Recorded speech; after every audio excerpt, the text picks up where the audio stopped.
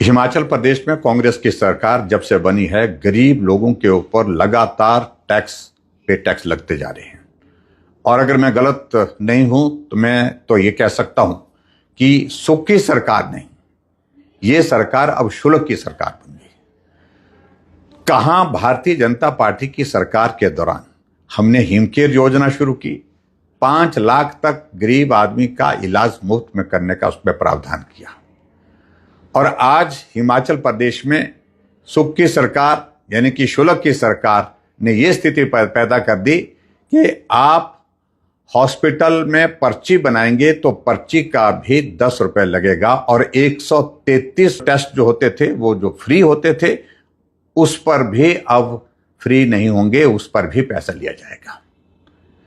बस में कदम रखेंगे 10 रुपए लगेंगे, चाहे आप 4 कदम की यात्रा करो। और उसके साथ साथ में हॉस्पिटल में पर्ची बनाने के पीछे जो 10 रुपए लेने की बात जो कही गई, इसके पीछे तर्क यह दिया जा रहा है कि पर्ची अगर मुफ्त में बनाई जाती है तो उसको लोग गुम कर देते हैं, उसको संभाल करके नहीं रखते हैं। और अब तो पर्ची की बात तो छोड़िए, अब सारी चीजों पर जो है वो टैक्स लगेगा।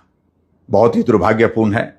और मैं इस बात को लेकर के मैं जरूर कहना चाहूंगा कि मनुष्य हॉस्पिटल में आता है, परेशानी में आता है, तकलीफ में आता है, और वहां पर भी जब गरीब आदमी अपने इलाज के लिए पैसा देने की स्थिति में नहीं हो पाता है तो वो परेशानी, वो पीड़ा और ज्यादा बढ़ जाती है।